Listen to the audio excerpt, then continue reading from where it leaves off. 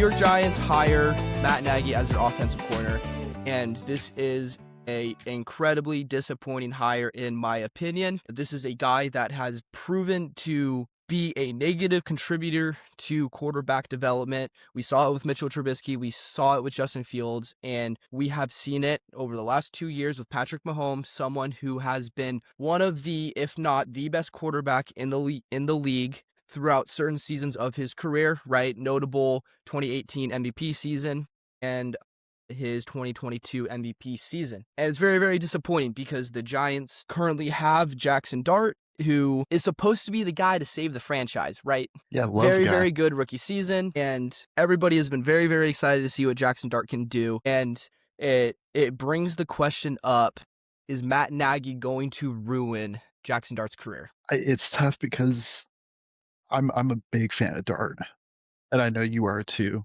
but seeing just the facts of how, for example, the Chiefs in 2022 were a top 3 offense, and then you go into 2023 with Matt Nagy as the offensive coordinator, and they fall down the next 3 years to 18th, 27th, and almost dead last 31st out of 32 teams. That is, when you're doing that with one of the best quarterbacks in the league, it concerns me with what he's going to do when it comes to a young quarterback. Is this going to be Justin Fields all over again? Well, yeah, or Mitchell Trubisky all over again? Right. You can't make the argument that Patrick Mahomes just wasn't capable of doing it because he had already done it. And like you said, 18th, 27th, and first ranked offense in the league. And then we're also looking at a decrease in explosive play rate from 11.2% his first year, 9.4% his second year, and then 8.1% this year. Yards per play has also progressively gone down since Matt Nagy has been OC at Kansas City Chiefs, 5.5 yards per play in 2023, 9th in the league, 5.1 yards per play in 2024, 22nd in the league, and then 4.9 yards per play this season, last season, however you want to put it, 3rd best in the league. So I don't know what he's doing. I don't know what the issue is. I get it. He has a ring. He has a couple rings. When he was quarterback coach as well. He was head coach for the Chicago Bears when they had that 12-4 season. It's really interesting. So we are seeing a little winning success from him, but at the same time, we are seeing this downward trajectory in the quarterbacks that he's involved in. Yeah, and I do want to say maybe part of it is the lack of weapons the last couple of years for Kansas City. I think if you look at their run game this year, I thought it was atrocious. I thought it was awful. But you still have one of the best quarterbacks in football on your team, and he didn't look good this year. So, I mean, you got to be a little worried if you're a New York Giants fan right now. I mean, you're not the Kansas City Chiefs. And my opinion is just not. You look at the last 3 years, he's gotten worse and worse. And I think that's a scary thing. And I think there's better options out there. And I'm a little more concerned too because the Chiefs willingly let him walk to bring back their old offensive coordinator. And I think that says a lot. How many weeks ago was that? 2 or 3, and nobody. I don't even think he got an interview with anybody. No, and it's really interesting because despite them parting ways, Andy Reid's been very high on him, and so it's really interesting. It seems like there's this kind of a little bit of a click with these coaches that go through Kansas City, but he's gone for a reason. So no matter what Andy Reid says about him, there's a reason he's gone, and I mean the proof is here. I mean, well, we'll put Patrick Mahomes' stats on the screen, but we're seeing 2018 through 2021 phenomenal years. 5,000 passing yards in 2018, right? 47 in 2020, 48 in 2021, 5,200 in 2022, and then Matt Nagy takes over, 4,183 passing yards in 2023, and then 3,928, which was actually his only season under 4,000 passing yards of his career, other than 2017 when he only played 1 game. And that's not the only stat that's gone down, right? His touchdowns have progressively gone down. Interceptions the same. We're starting to see him also be less of a deep ball threat, and that's another point I wanted to make. So Patrick Mahomes' career average deep ball completion percentage is 66%, with Matt Nagy, his deep ball percentage is 38%. Almost cut in half. That is a very scary stat, dude. Yeah. Like, Yeah. I'm trying as hard as I can to think of something positive, and I think my only positive thing is that he's got a couple rings. He has had success. He has taken the Bears to the playoffs, but it's just, and I think another thing too, going back to Andy Reid complimenting him pretty hard, I don't know if that means as much as most people are thinking, just because I don't think Andy Reid is going to go out and be like, yeah, like he wasn't that good. Yeah, Like, don't hire this fucking guy, so of right? Yeah, he's course, probably not going to say that. I think I mean, very nice of him to say all that nice stuff, but I'm not taking that as highly as most people are. Because at the end of the day, he can say whatever he wants, but stats are showing that their offense got worse and worse quick. Because if you see out the fall off in the last 4 years, from having a top 3 offense to being 31st in total NFL ranked offense, you're 31st like that. Yeah, yeah, like you said, with one of the best quarterbacks in the league, you can't do that. Like, it that's doesn't make just any sense. Yeah, I don't know. Matt Nagy clearly showing offensive regression, lack of explosive plays, relies a lot on short 2-6 yard plays, and then overall just super predictable play calling, complete lack of deep ball threat, and that's been allowing defenses to pack the line against him, and we've seen how much pressure Patrick Mahomes has been under the last 2 years, right? We always see the clips of his incredible plays, throws on the run, running for these incredible first downs, but the fact is like, yeah, like it looks cool. We like to see the highlights of Patrick Mahomes. He's an incredible talent, but as an NFL offense, that's not what you want, right? Yep. You want your quarterback to be comfortable in the pocket, and I mean, you can make the argument that with the amount of pressure that Patrick Mahomes has been receiving from defenses, you could argue Matt Nagy's the reason he got hurt in the first place. Yep. I mean, that is a very good.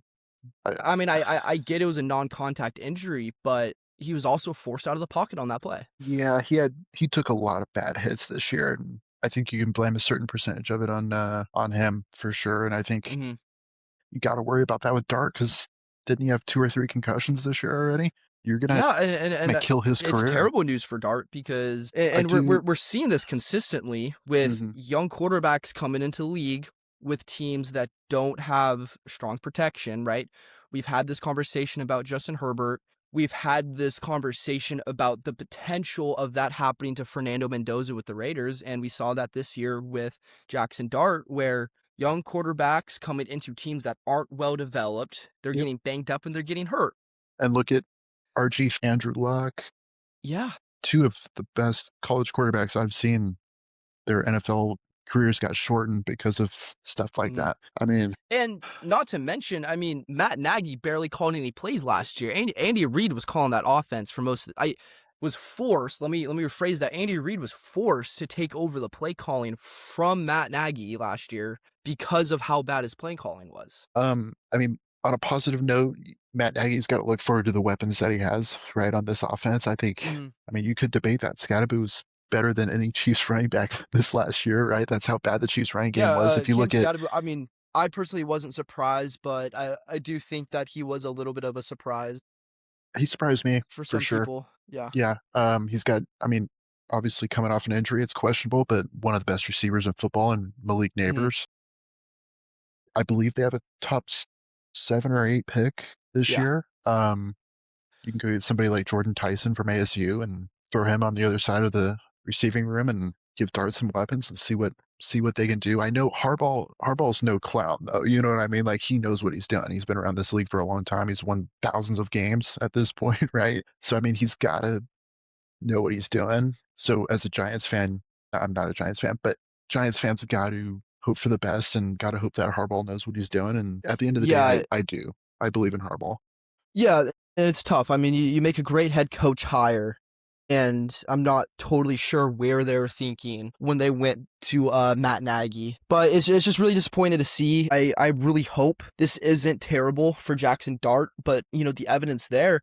And just to note a couple guys, just how important a good offensive coordinator is, right? Looking at quarterbacks with similar career length as Patrick Mahomes, right? Who's progressing downwards right now. And a lot of it has to do with Matt Nagy, right? It's not Patrick Mahomes falling off. It's the situation with Matt Nagy. But we look at a guy like Jared Goff, who wasn't bad his first few years in the league, but he gets on to Detroit.